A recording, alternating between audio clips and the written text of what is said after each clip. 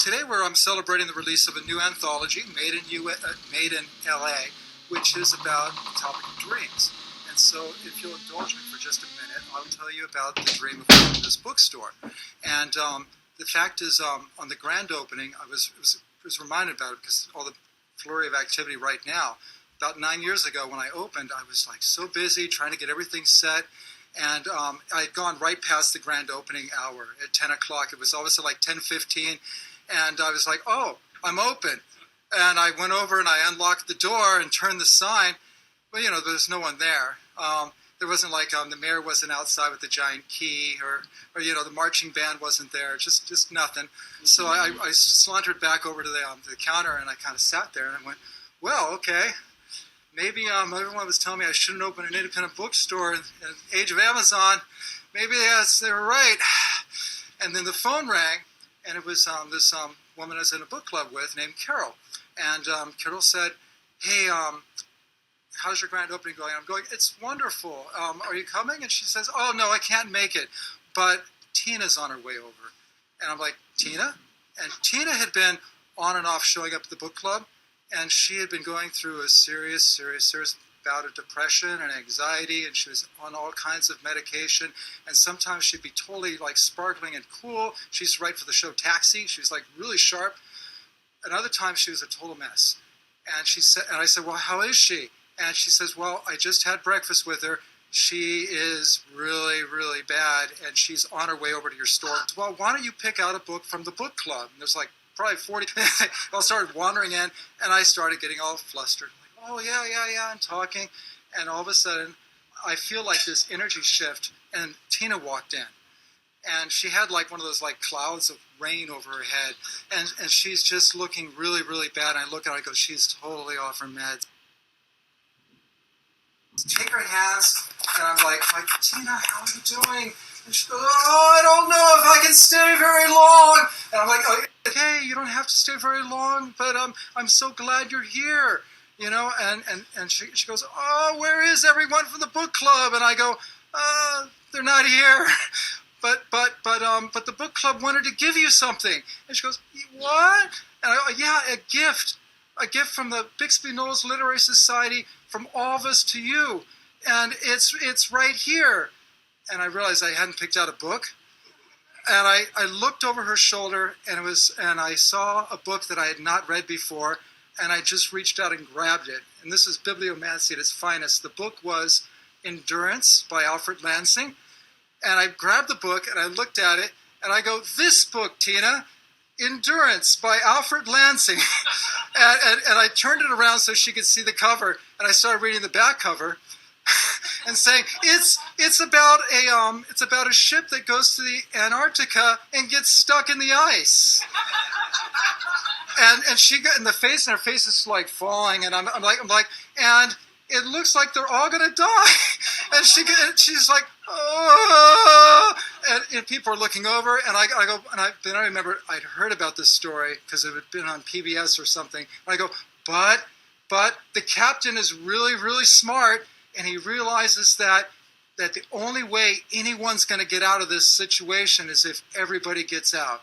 And so he refuses to lose anyone, and the weakest people got the most help and the most food.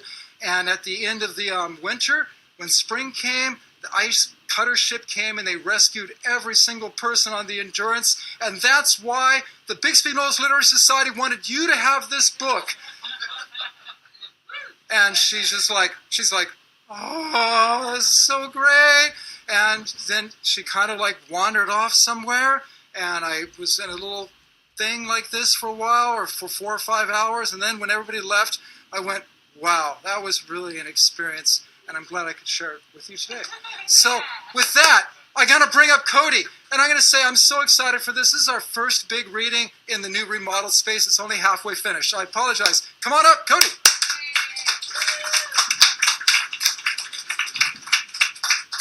Thank you, Sean. Thank you, everyone, for being here. This is Made in LA's second reading of the year. We've done a lot of events, but this is only our second reading. We're super excited to be back in Long Beach. And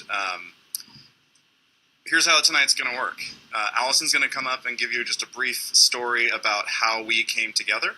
Allison is one of our co-editors, along with me and Gaby Lorino. Gaby is going to come up after Allison and talk about how Volume 2 came to be, how it came together, the story behind the story. And then we're going to hear from our readers. We've got a great lineup for you, some of whom this will be the first time reading with Made in LA. Looking at you, Nick. Very excited about that. What we talked about before in the organization of this event was they're going to read some excerpts from the stories, but they're also going to talk about addiction, obsession, longing, ambition, all of these drives that are present in the stories in this anthology. So it might get a little dark, be warned. And with that, Allison's going to come up.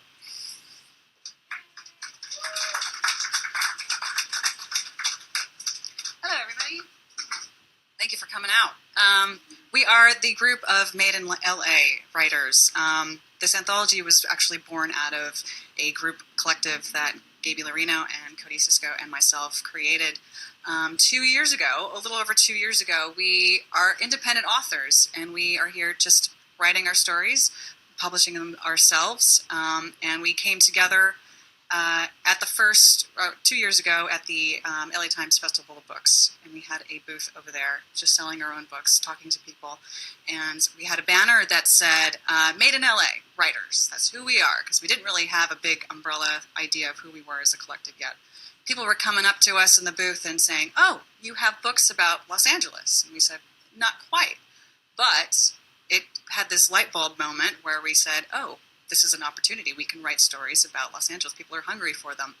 So the next year, we decided to create the first anthology, which is the cover for this first anthology, of stories based in Los Angeles. And it's all kinds of stories, sci-fi, noir, some comedy, some really dark, very, very introspective work about Los Angeles. And we went back to the LA Times Festival of Books, sold out our whole group of books, and did it again, which was the second book, which Cody has the cover for that one. And it's been a great opportunity for local authors to come out and write their stories and submit stories and find a group that wants to support independent authors instead of being this separate me versus you, Amazon sales versus your Amazon sales. So we're creating a collective, and it's been quite a lovely experience. So I'm going to pass it over to Gaby Lorino, who's going to talk a little bit about how the second anthology came about and how it varied from the first one.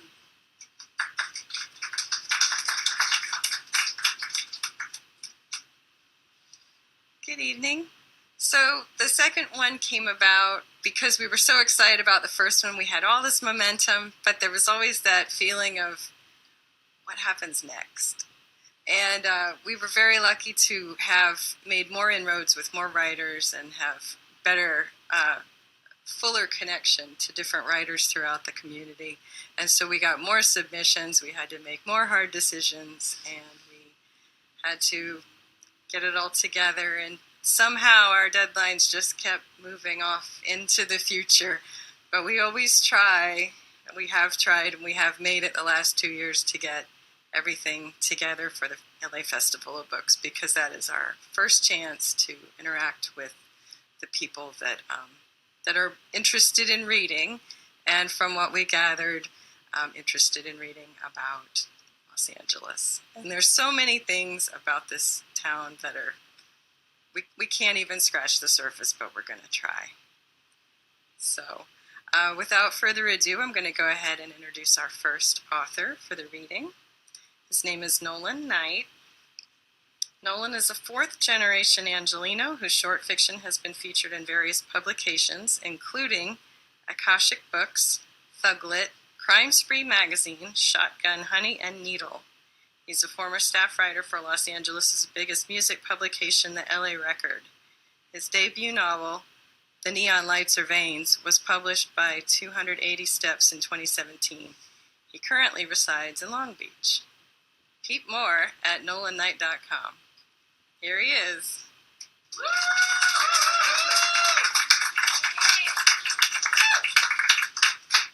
Hello. So I'll be reading. Okay. I'm not sure. I saw the email. I glanced through it.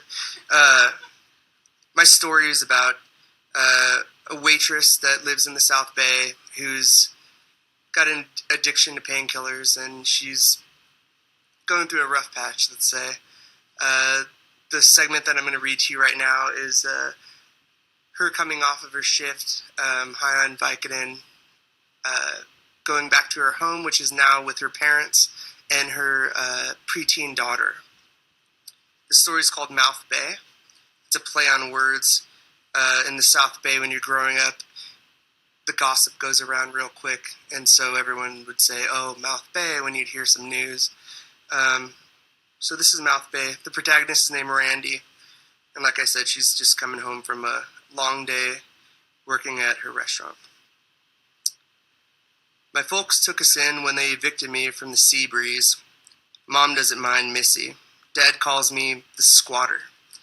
I can still unlock the front door without clacking a bolt. Any magician will tell you that a high-caliber illusion such as this is only perfected over 1,000 grand performances. Imagine what I can do after 1,000,000. Missy and I share what used to be Dad's den. Whenever my trick goes bust, she'll stir and moan, eventually cursing me for brushing my teeth with the light on. I'd ask her to come with me to the beach tomorrow before my afternoon shift, but I'm sure she won't. Last time she wore Doc Martens and draped herself in black denim while I baked evenly in the sun. I swear if it wasn't for me, we'd be pegged as outsiders, sand poachers from Hawthorne or Lomita. Hey, I didn't suffer the torments of this place to be anything but a local. Christ, one day Missy will fucking get it. My stomach howls. I haven't eaten anything but yogurt today.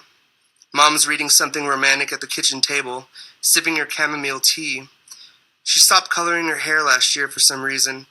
Wisps of gray streak here and there. The mother who raised me wouldn't have left the house in curlers. I hope one day I can, too, let it go. Get lost in some trashy love realm made up of greased abs and veiny biceps. I'm careful not to make a peep, knowing how Mom gets when she's immersed. Her eyes scan a page as if I'm some specter passing through. I dig at a familiar itch at my nose. She knows I'm out of it, but doesn't harp. Gave up on me after the last rehab. Told me I was merely a headstone in this family. Pretty sure she turned to the dark side after I got caught breaking into houses, pawning any score for pills or worse. My little illusion can open most doors. Needless to say, police and jail visits wear on parents. I don't blame her. She slurps a gulp and says to me, "We ate rubies earlier. No leftovers. Haven't gone shopping either." I put a little sugar in my voice. "'Kay, Mom." A jar of pickles waves at me in the open fridge. "Missy needs new reading glasses, you know."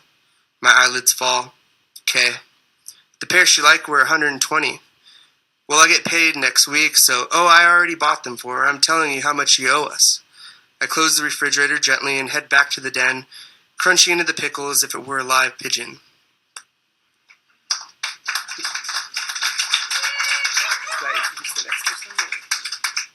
Oh, okay. All right, our next reader is going to be right out of the second anthology, A.S. Youngless. I'm going to introduce her. A.S. Youngless has been passionate about writing since her childhood. She runs the graphic novel book club for elementary school students in the hope of sharing her love of writing with the next generation. For Hire is her first published story. She lives in a beautiful Los Angeles with her husband, son, cat, fish, and hermit crab named Spider. Please, A.S. Youngless.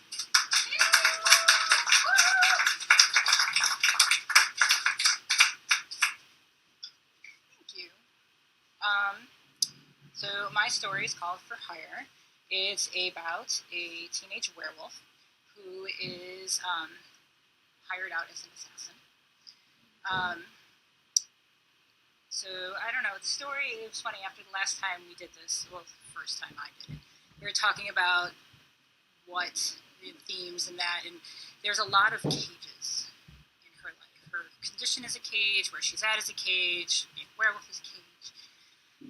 So it's just that longing to break out. That's my whole, but that's my whole idea for the story, was just using this genre to show that the cage is wanting to get out. So this part of the story, she is being forced into a job that she doesn't want to do, and it's her transforming and dealing with all of those emotions. I sensed movement inside the house. Liza shuffling around. She didn't know I was there, watching. No one did. The street was a graveyard, empty as a void. My nails clicked on the asphalt and then on cement driveway. Grass scratched the pads of my feet, dry and dying. I was surprised there was any, but we were in the valley. People watered in the valley. The closer I stalked, the more pungent her scent. I circled the house. It was strongest near the side, next to the car. A dark gray, mid-sized family sedan, car seat included. My stomach burned, hungry. I smelled a dog 2 streets over, one of those toy breeds. I could go there and eat it, but Craig was waiting with a bullet for me, the rest for Peter. I threw my weight at the door, again and again. The wood splintered, hinges bending. Beyond it, fear laced the air, mingled with the scent of Liza. She screamed, paralyzed, watching me. The blood-curdling kind. They all screamed the same way. I was a monster, one that should only exist on television or in films, yet there I was on her doorstep. Broken wood in shards and slivers covered the floor, both inside and out. Glass glistened in the night air. I rushed inside, agile, sure-footed. I chased her through the house, finding her before she could hide behind a paltry hollow thing she used as a bedroom door. Teeth bare, spittle dripped in thick drops. My haunches high, fur on end. She looked nice, pretty, thick black hair like silky oil slick hanging over her shoulders. No, she pleaded, hands in front of her. Help, she screamed. Somebody help me. I snapped. My heart slammed into my ribs, snarling and growling. The longer I hesitated, the more human and normal she was. I came up to her waist. If I wanted to do the job, it would have been easy. All the others threw things at me. All the others had weapons out as if they knew I was coming. No one ever knew I was coming.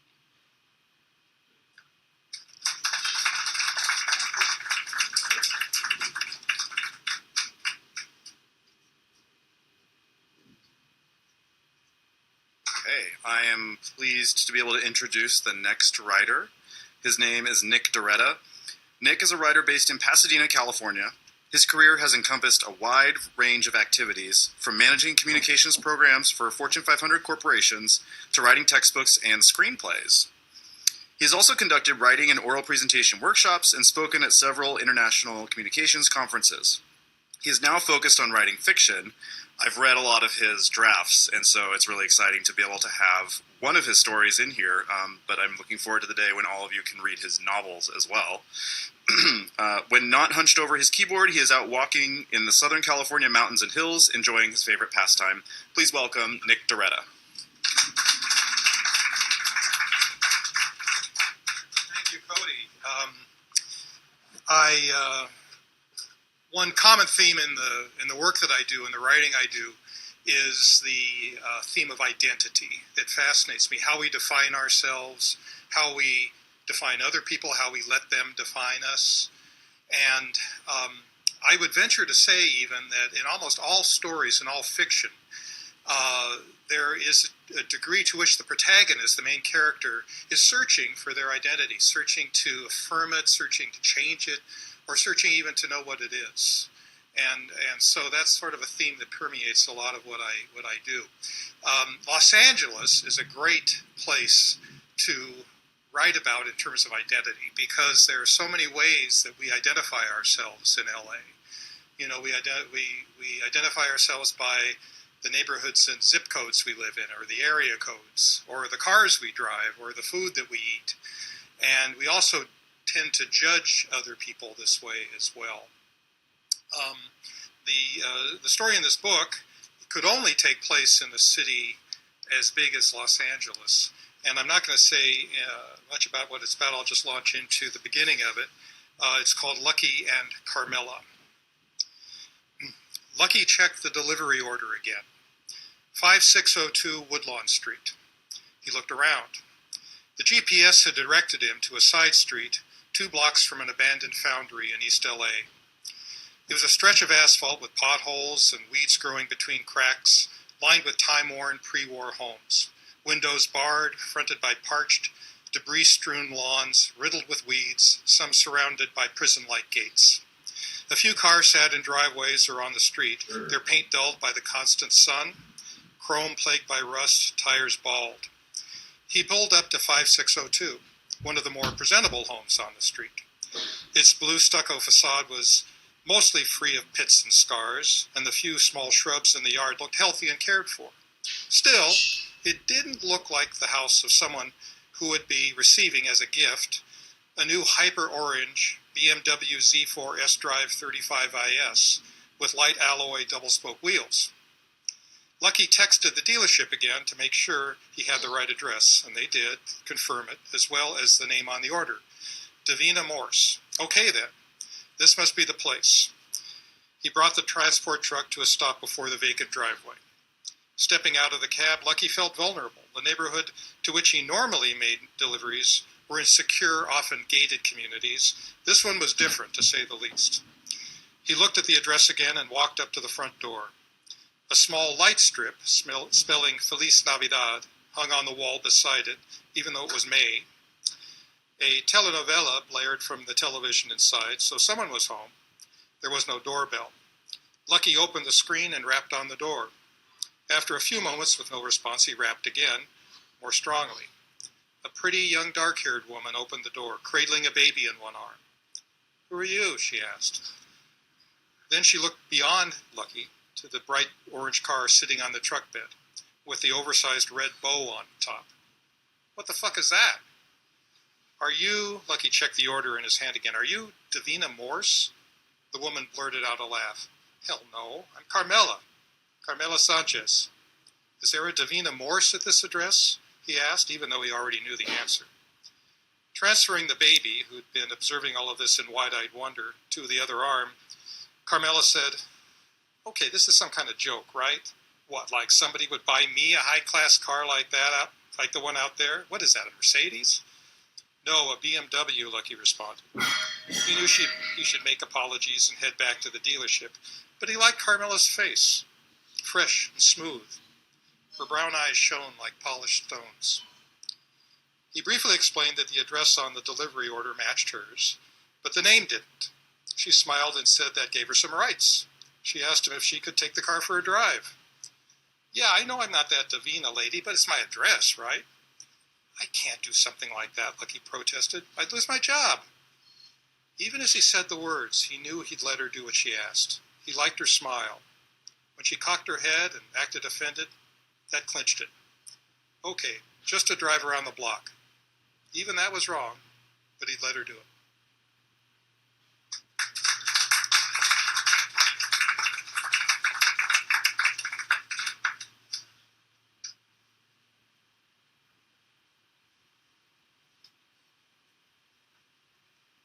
Our next presenter is Allison Rose, one of the founding members of Made in LA Writers.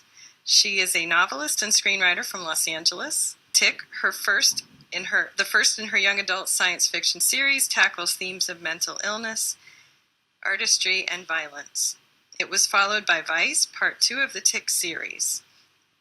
While Allison's stories vary in genre, her focus centers on struggles of complex female characters. Please welcome Allison. Thank you. It is true, I do tend to focus my stories on complex female characters. There's a lot of different types out there, and it's fun to break down all of those kinds of stereotypes and tropes.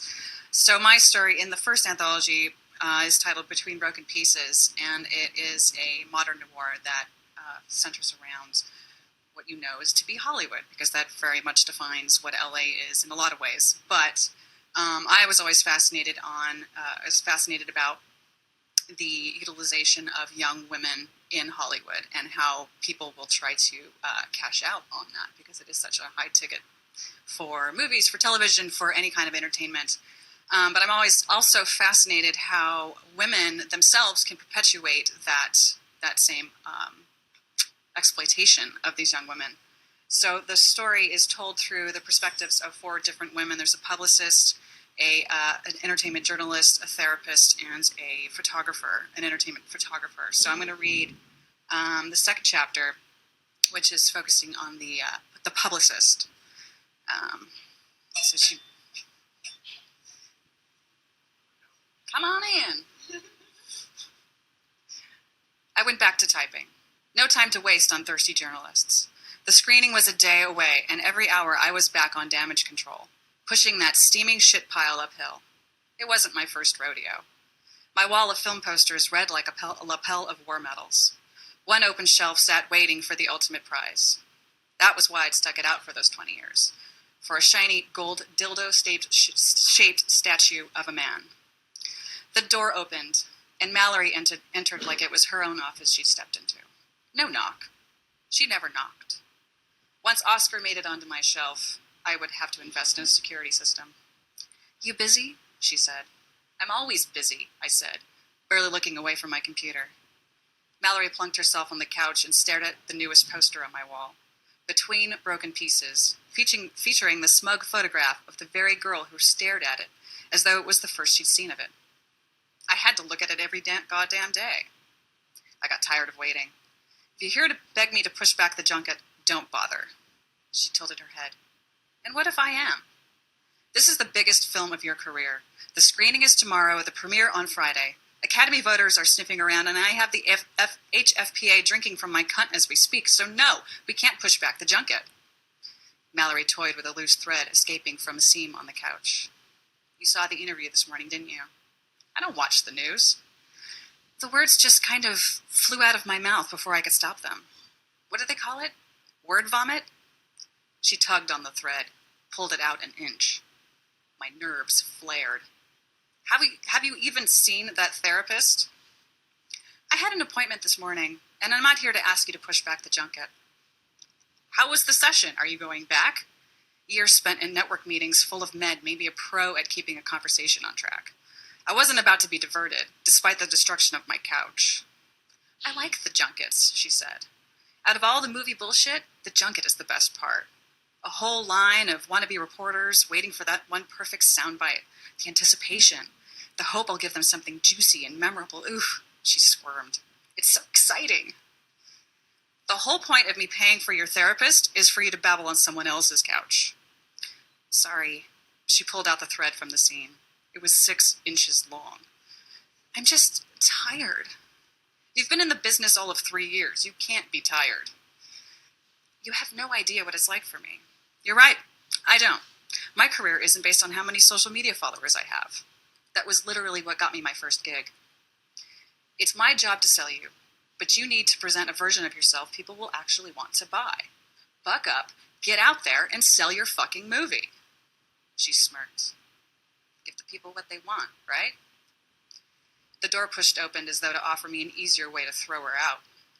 Luke Connolly strutted in, wearing that smile that made women cream themselves. At least, that's what he said. Ladies, how are ya? Mallory, good to see you. He gave her a wink, and Mallory leaned against the couch arm, shoulders rolling back, pushing other things out.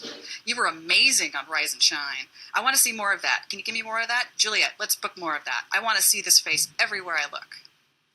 You can look at it all you want, Mallory said, with that languid Midwestern drawl that came out around men. Her smug grin matched the one in her poster. I decided then that Oscar would live on my desk, so I could use it as a mallet. Mallory, give us the room, I started, but Luke waved me off. She should be here for this, he said. Besides, I don't want to be left in the room with you. Mallory tossed her head back and laughed. Luke made that annoying guttural chuckle he made when he couldn't decide if he was embarrassed or aroused. How cute. So fucking cute.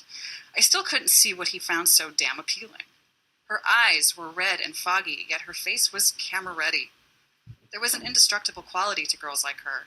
No matter how dissolved they were on the inside, they remained perky and tight on the outside.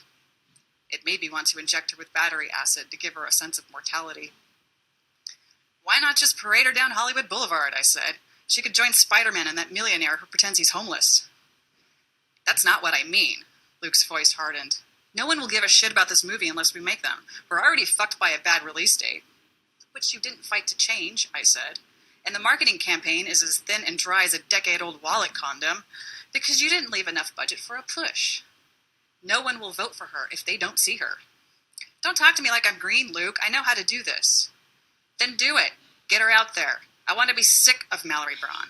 I want to see so much of her that I wish she would disappear. When she spoke again, the drawl crawled out of her mouth like a venomous snake. I'll give you what you want. The two of them locked eyes, as though they'd come up with the most brilliant idea ever, as though no one in the entire entertainment industry ever faced the uphill battle of film promotion, as though I hadn't formulated a plan while Luke was busy working his morning wood to rise and shine Los Angeles. Struggling to do my job was a color I didn't like wearing. Most actors were eager to do the legwork, but the only work Mallory's legs did was gliding her in like a goddamn Disney on Ice princess. Mallory fucking Braun. A child in a queen's body. A girl who didn't seem to care at all if her movie flopped. If it became the laughingstock of the year. If the only good thing that came out of it was that a few million creeps watched her have sex on the big screen. I googled the effects of battery acid. That Oscar would be mine, for fuck's sake.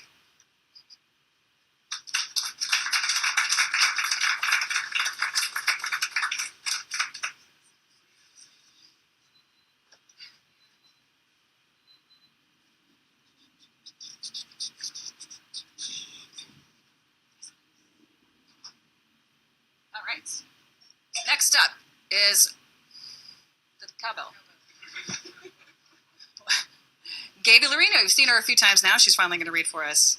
Gaby Lorino started off a life as a Tampeno. Thank you.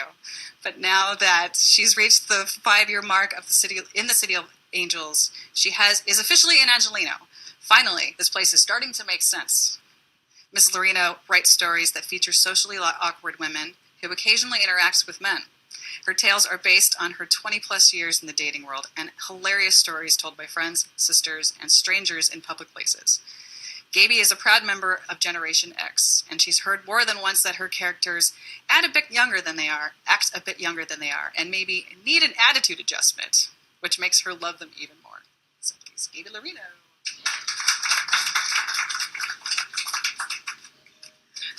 When I wrote these stories, I pulled a lot from normal life. I worked as a contractor for many years, so I've been in and out of jobs. I've had a lot of things change. And when I moved here, my husband, who was my fiance then, told me things go in cycles. It moves fast. It moves faster than it does back east, and things are always changing. And sometimes that's good. Sometimes it's not good. But I kind of dove back into my past on the other coast to write a story about a young college woman, because I thought it would be fun to approach it from the California perspective. I met a great deal of performers in Tampa, Florida. I can only imagine what going to college out here would have been like with all the freshmen gunning for position. In my story in Volume 2, there is a woman who has made friends with a group of guys who are in a band. Not an unusual thing for the 90s college experience. And one in particular, she's not real sure about, who seems to be interested in her. So here they are. They're at a performance. With the spotlight on him, Leo moved, shook, and gestured along with his words. At one point, he spun and shook on stage, which had an aphrodisiac effect on the ladies near us, but gave Norma and me the giggles. Their last number, a cover of the Doors' Light My Fire, had him writhing on stage. This won him the frenzied cheers from the audience while I exchanged alarmed glances with Norma. She whispered to me, "Close your eyes and think of Kurt Cobain." We had to wait a while to congratulate them after the show, but when we did, I noticed Leo's measured glance at me, as if signaling his approval. Later that night, he called up to our room from the dorm telephone outside, and we snuck him upstairs through the side doors. We had to do this. Visiting hours were over, and guys weren't allowed in our rooms. After following our lead and tiptoeing down the hallway, his voice regained its pitch when our dorm room door was closed. "Tonight was epic," he said. "Shh," I said while Norma gave him a shocked look. "Dude, the RA is right down the hall," she hissed. "Sorry," he said, then grinned sheepishly. Leo toured my side of our room, looked at the posters I'd hung, nodding in approval of my choices. Then he dropped down onto my bed and patted the bed next to himself, gazing at me with puppy dog eyes. I planned to sit on the desk chair, not next to him, not on a bed. Yes, he was the lead singer, and everyone thought he was attractive, but something was off. Girls like me didn't end up with the lead singer. We ended up with posters of the lead singer. I knew it would make things awkward. Oh, scratch that. More awkward if I didn't sit next to him, even though it felt odd. So I did, though I couldn't uncross my arms. Norma fussed at the mirror, pulled off her necklace, and unlaced her boots. Fun time tonight, she said. When are you guys playing out again? Leo rattled off some dates coming up closer to the holidays, then elbowed me. You'll be there, right? He asked. Of course, I said. We'll come whenever we can. Good, he replied. Our phone rang and I jumped. Norma, whose bed was next to it, answered it, smiled, and hung up soon after. Jay's downstairs, she said. We're going to run around for a while. She looked around at her stocking feet and frowned, then began the arduous process of putting her Doc Martens back on. Meanwhile, Leo's hand snaked around me and settled on my waist. I wish Norma would stay. How had I ended up like this? And what did it say about me that I was filled with more foreboding than excitement? Girls my age went crazy when they went away to school, especially when it came to drinking and boys. This was my first time alone with a boy since senior prom, and I was nervous as hell. Something wrong with me? I forced a smile when Norma got up to leave, jingling her keys in her hand and quipping, Don't wait up, I can let myself in. She's really cool, Leo said after the door closed behind Norma. Yeah, I like living with her. She's cool, I added. So, he was giving me that look, that I'm gonna kiss you look. I could tell even when it was in my peripheral vision and partially shrouded by his shaggy bangs. I turned and looked at him, closing my eyes despite the odd heavy feeling in my belly. This kiss was inevitable. And mechanical, I realized after it began. Where was the chemistry? It was a firm, skilled kiss, but it lacked that essential element. He gently tried to ease me back so that we'd end up laying on the bed. Unlike before, though, I pushed away and slid to the edge of the bed. Heat flooded my face and must have raised the temperature of my room 5 degrees. I'm so sorry, I said, placing my warm face in my hands. I'm so embarrassed. Don't be, he said, patting my back. I sensed some anger in him, as though he was doing and saying things to come off as sensitive, but it didn't seem genuine. But how could I say I wasn't interested? How could anyone not be interested in Leo? I didn't want him to get mad or force anything with me. Everything inside me said no to him. Our brief kiss had told me that. Besides, I had no experience at all beyond my high school boyfriend. I'm a virgin, I blurted. Then I saw the flicker of understanding in his eyes. Nobody messed with a virgin unless he wanted to be her boyfriend and hang around for months and months, exclusively dating her. That was the rule, wasn't it? No worries, he said, then stood up to look out my window.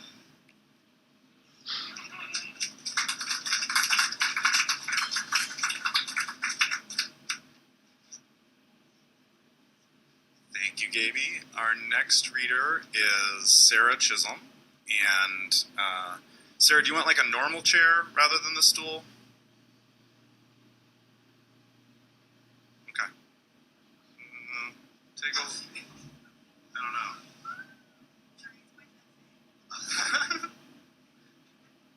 Well, I'll read Sarah's biography so that you know who she is when she gets up here. Sarah Chisholm was born and raised in the City of Angels. She still resides here with her 2 young children, who insist on being called by the weird pet names that their mother has bestowed on them. When Sarah isn't teaching small children, she is chugging bubble tea or coffee while frequenting the cultural enclaves of her hometown. If you've seen her Instagram, you know this to be true. And she is interested in learning about different cultures and languages. She lives by the mantra, one more book isn't enough books. So she continues to buy more. She enjoys writing speculative fiction based in urban settings. Please welcome Sarah.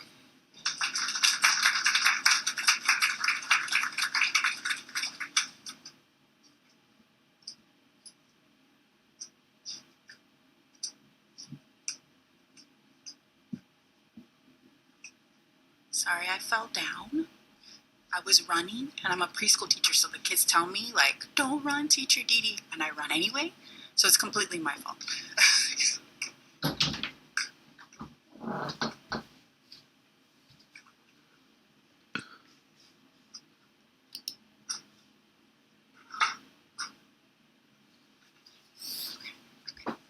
So my story is about gangsters, because I look like I write about that.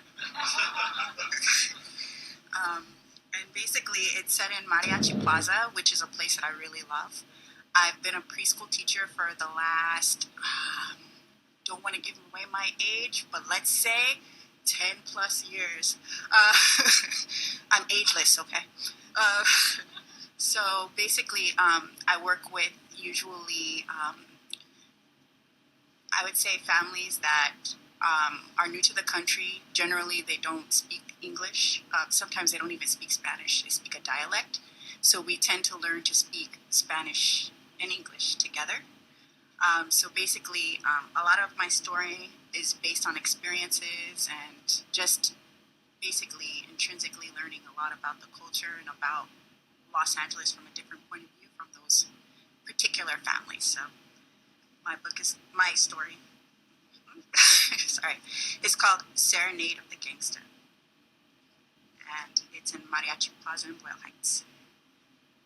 The romantic lures of the serenata never captured my attention. I've always been too busy hustling on the street to give a damn about romance. I make a lot of money through extorting local businesses and dabbling in drug sales on the sly. My gang is ambitious. We have carved out our territory through savagery. No one is immune to the cruelty of our reign, except the mariachi. They're untouchable. I've made it no secret among the mariachis that I operate in the select business of party favors. Everybody knows the true blood of the plaza flows through the lips and fingers of the mariachis. However, you could also say that the blood flows a little easier with the help of the drugs that line my pockets. Manuel, the leader of our gang, is always hesitant about the drug trade. I'm different. I'm not a pussy. I have a budding rap career. I have to pay for my studio time. I can peddle my goods among the mariachis and not think twice. If a mariachi wants to buy some drugs, then at least it should be from me. I wasn't surprised when an elderly mariachi dressed all in black velvet approached me. The old man had been standing near the entrance to the metro station, where colorful tiles of glass within the middle overhanging canopy looked like broken pieces of stained glass windows. When the sun shined through them, the mosaic of light reflected onto a mounted bust of a woman with upraised hands and a child cradled underneath her. Now, as he tinkered towards me like some busted wind-up toy, the mariachi's arms waved in the air, giving the illusion that the fingertips of the statue and his own were brushing against one another. The moaning of the lower-level escalator sounded like cries of repentance. His left leg dragged while his guitar case bounced at his side. More than likely he was drunk or high from the last gig's payout. In this area, the promises of Hollywood became no more than a lingered whisper. Where the residents mainly survive on meals of beans and rice, you have to be careful. If he touched me or tried to take my stash of dope, I'd have to put him in his place. Revered or not, if you aren't about this Los Angeles gangster life, then you better be careful in these streets. I dug in my pocket, slipped on some brass knuckles, as easily as a new pair of underwear. I propped my hand up on the pocket of my jeans, letting the gleam of the brass greet his arrival. The usual baby blue sky and flecks of cruising white clouds were suddenly subdued. The sky was blotched, with looming heather overcast. The sun's rays beamed down through gapes in billowy canopy. Cockroaches scurried from every orifice of the plaza, some huge-ass ones, skinny ones, and even some with egg sacs spinning out of their backsides. My body shivered, as if I had felt the sting of my old man's belt. I hated books. I shifted my feet and couldn't help but step on some. The crunch of their bodies permeated the slow drawl of the mariachi's throatful hum. I bobbed my head for a second, creating words to his beat in my head. So many gangsters dreaming about a rapper's life. I ain't ever gonna give up. I'ma get mine. I got a wad of cash so fat that you could flatline. Then the bugs climbed on his legs and disappeared within his black uniform. He smiled, and a feeling of doom washed over me. He was a man that was gray. You could see his teeth were partially transparent. His smile opened up the world. Placid, steel-colored saliva tainted his mouth. His face was clean-shaven, with patches of flaky eczema that were as dull in color as dried toothpaste on your favorite sweater. He had strands of regal metal hair sticking out from the corners of his tilted black sombrero. In embroidered with silver thread. I blinked a few times and squinted. My eyes searched for the bugs, then found them hanging on his suit, like decorative buttons. They shined in the absence of the sun. Una serenata, he called out to me.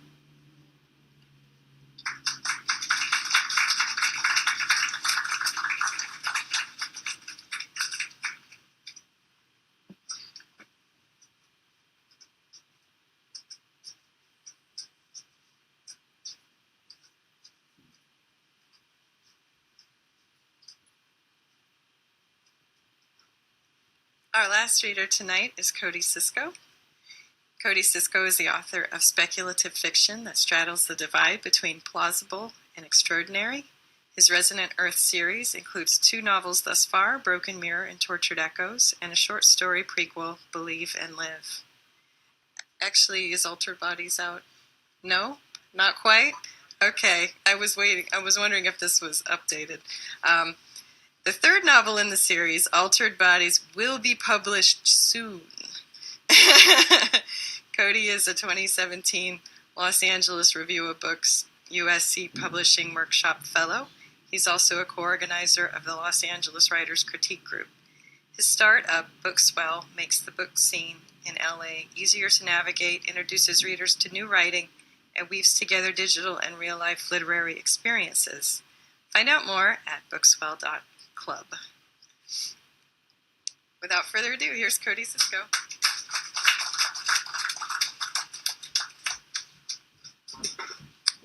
Hi everyone.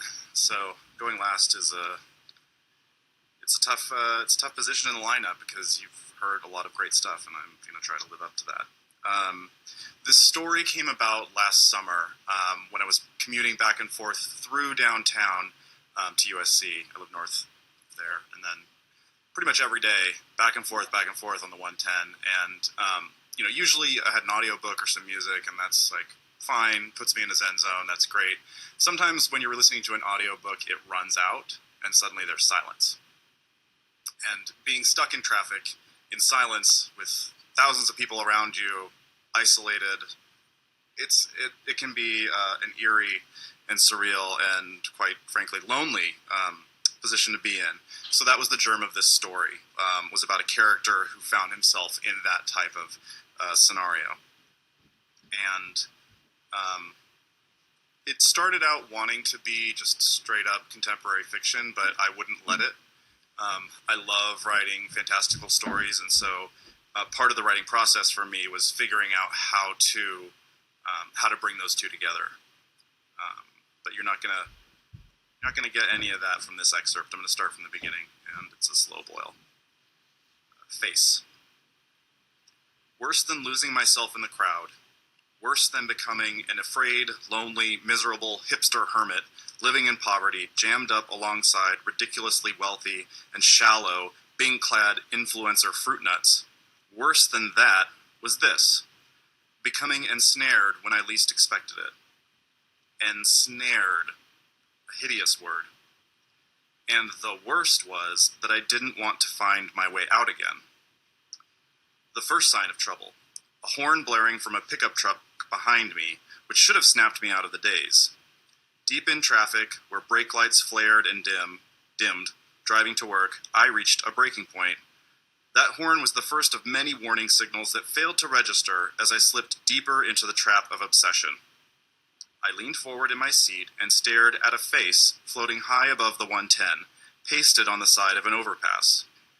I couldn't tell if it was a man or a woman, and I didn't really care. My only enduring sexual preference has been an aversion to extremes of gender expression. The eyes were wide ovals, unnaturally white, like hard-boiled eggs. A suggestion of cheekbones, thin lips. It wasn't an Instagrammable face. It didn't inspire lust, not on first glance.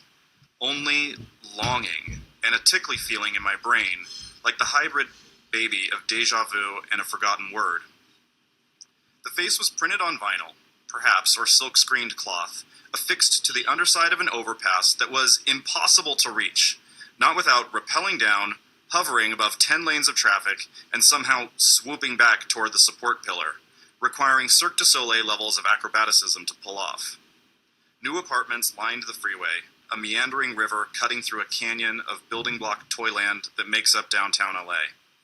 How many glances skimmed that face as it was maneuvered into place? How many hundreds? And yet I hadn't seen it on my feeds. The horn blared again, 3 long whines in succession, but they sounded far away, tinny, like an EDM bro on the metro blasting tracks on a smartphone speaker the size of a bead. Sometimes that EDM bro had been me. I'd earned the nickname Speakerfucker back when I was still doing Molly, before the tinnitus began. Above the freeway, the face stared at me, a snapshot in time, in gilded, exhaust-leavened morning light. The face stared at me. I'd noticed during my time commuting in LA that distance could take on different flavors. Bitter separation, fond longing, sexual tautness. Looking up at those eyes, the need I felt, the unmatched, cavernous desperation, it yanked something loose inside me that had been tightly wound, a dangerous unspooling. The only time I recalled feeling exactly that way was the moment I confessed my love, my need, to my best friend in middle school. I watched his face crumple and twist with feelings that didn't need to be named in order to be understood. He revolted. In a moment, separation breached our friendship. He drew away. I could not let go. My longing, my desperate, self-effacing, self-harming hunger as I looked up at the face above the pavement was the same. The fast lane in front of me, which had been creeping along in a snaking line of red brake lights since it came shuddering to a crawl at the heights of Elysian Park, was empty for about 100 yards. I should have moved. I should have pressed the accelerator. Instead, I put the car in park and slapped the button to turn on my hazards. Their click, click, click, click provided a metronome to my swirling thoughts and circling questions. Whose face was it? Who put it there? Peering up, I saw that a few tightly curving ramps above the traffic would block most drivers' view of the face. I was in the narrow band of road where it was visible. Going the other direction, someone might glimpse it in their rear view. Guileless eyes, dispassionate, watching the road with as much interest as I watched ants trekking across the parking lot at work while I sat on the curb with my vape. A loud knock on my window, knuckles rapping on glass, finally roused me. My heart slammed in my chest, and I took a shuddering breath. In the rearview mirror, I saw that my lips were blue, my eyes spooked wide. The truck behind me had also put its hazards on. Looming on my left, a figure leaned in, a plaid shirt, age-worn jeans. My hands gripped the steering wheel so tight they ached, its ridges pressed into my fingers. "Are you okay?" Weeks prior, stuck in the same jam, before I noticed the face or before it was there, I'd had a vision of being carjacked. My body, strangely paralyzed and limp, had been dragged from the car and beaten. Witnesses watched sidelong, grateful it wasn't them. A stranger calmly took the wheel of my car, smug and satisfied to see the traffic flow resume, and a pile of flesh in the narrow median recede. Now, having seen the face, I knew I wouldn't go gently to such a fate.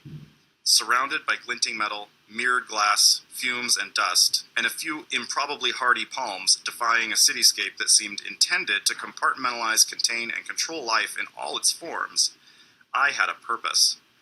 I steeled myself for an altercation. The question was echoed. "Are you okay?" I didn't answer. The face stared down at me. A question infused its gaze. "Would you give up yourself to find me?"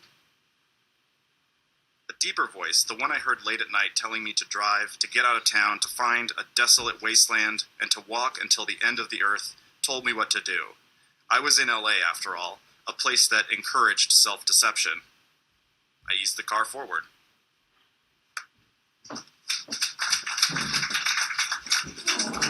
So this has been our reading. We want to make sure that there's time for Q&A. If you have questions for the editors, for contributors, we're happy to answer them. The reason we came together was really to build a community around indie authors. So whether it's right now or later on, you reach out to us. We'd love to hear from you and stay connected. That's our MO. And I want to remind everyone that books are available for sale in the back. And Jay has a reminder for me that I can't hear from up here. Oh yeah, and we are open for submissions. So I forget the deadline. I believe it's mid-September or mid-October.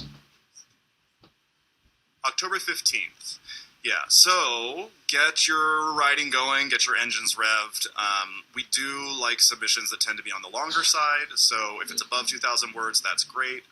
We don't have hard and fast rules, though. We just want to be moved, we want to be entertained, we want to bring, I think as Allison said earlier, fresh voices to people who want to hear them. So with that, I think, is there anything else? Yeah, are there any questions? We had, planned for today to be really about obsession, ambition, addiction, longing, all of those great things. So I think they showed up in pretty much every story.